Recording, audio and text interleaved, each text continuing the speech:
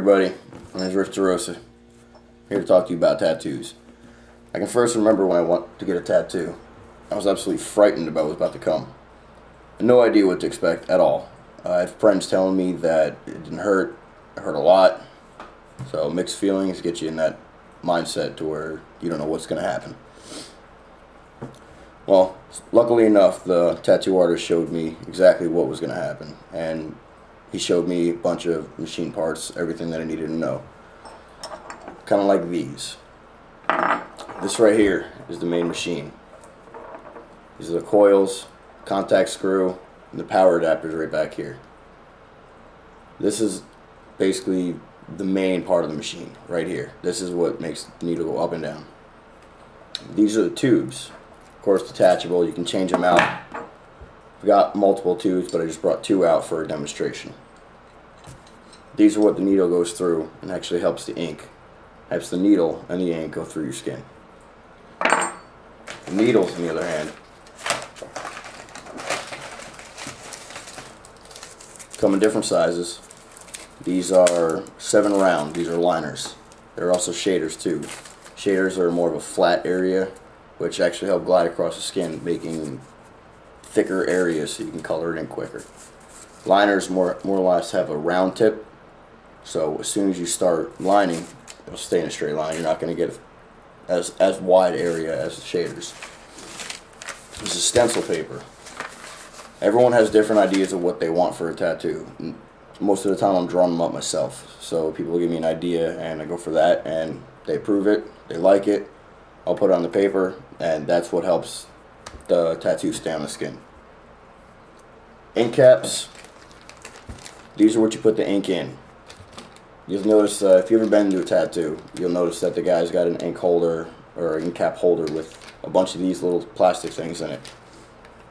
That's what he helps use to dip his needle in the ink.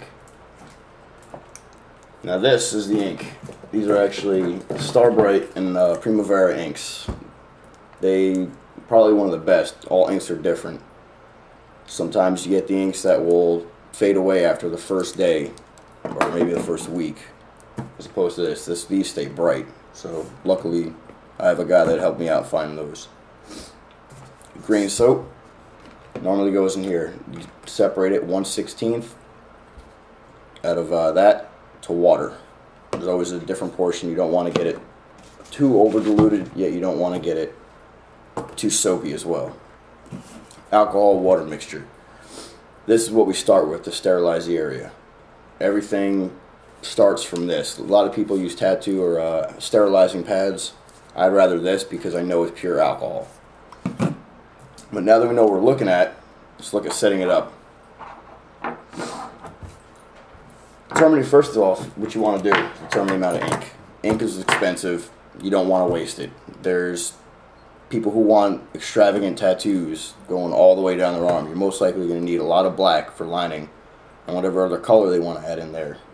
So having bigger caps and a lot more ink is detrimental. You got to decide what needles you're going to use for as well.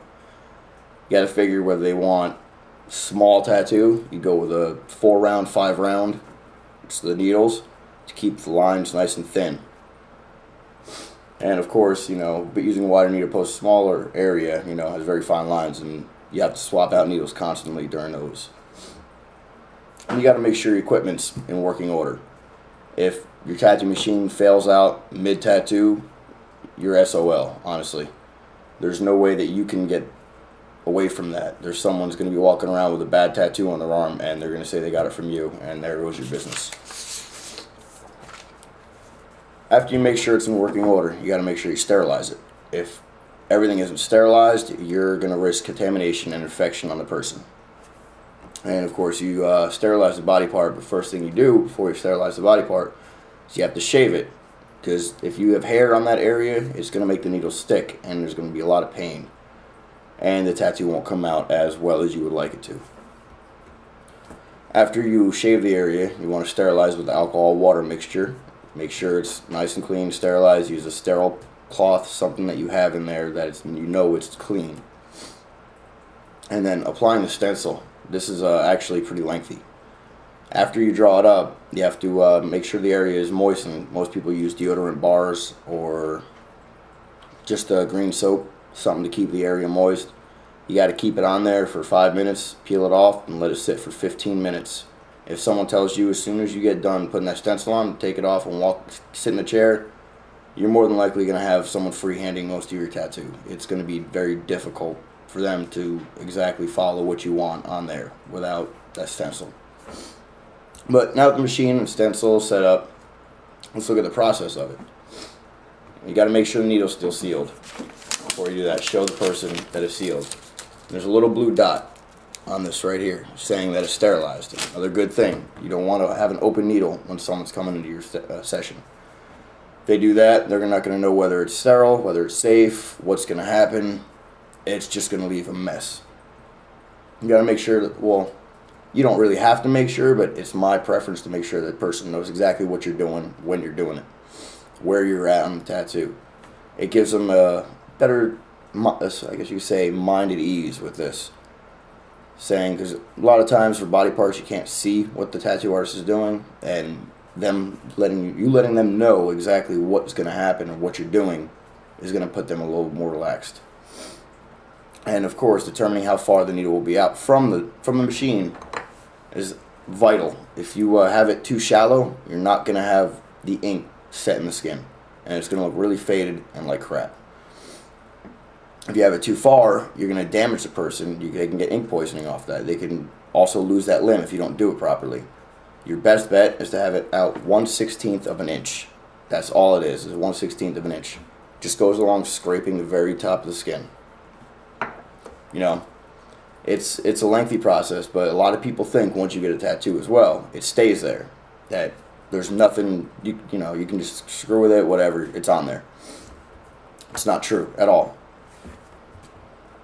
The tattoo is actually an open wound. If you don't take care of it, it's going to get infected and the tattoo is going to fade away and the ink will be pulled out if you don't do it properly. So basics of what to do and what not to do. When you're in the shower, make sure the water is just barely running off your arm. You don't want to have it submerged in water. Do not take a bath, especially with it in water. You don't want to have it be in the sun for too long, because sun will draw out the ink and it'll be faded. If you start scabbing or peeling, which most people do, regardless of who they are, people will heal differently. They start picking at the scab or start peeling it, that will also pull the ink out as well, and it'll fade away a lot quicker. Also with aftercare, you don't want to use neosporin, bacitracin, stuff like that. That's actually healing stuff for your skin, because that will draw the ink out as well. Your best bet is to use A&D ointment after the week is healed, because you got to keep it on there for about a week. Keep it 3 days, three times a day, and after that's healed up, you want to try to use something like lotion, bag balm, tattoo goo, something that will keep it moist for the day. But today we discussed the machine, the parts, how to do it, what not to do, and how to take care of your tattoo. Thanks for listening.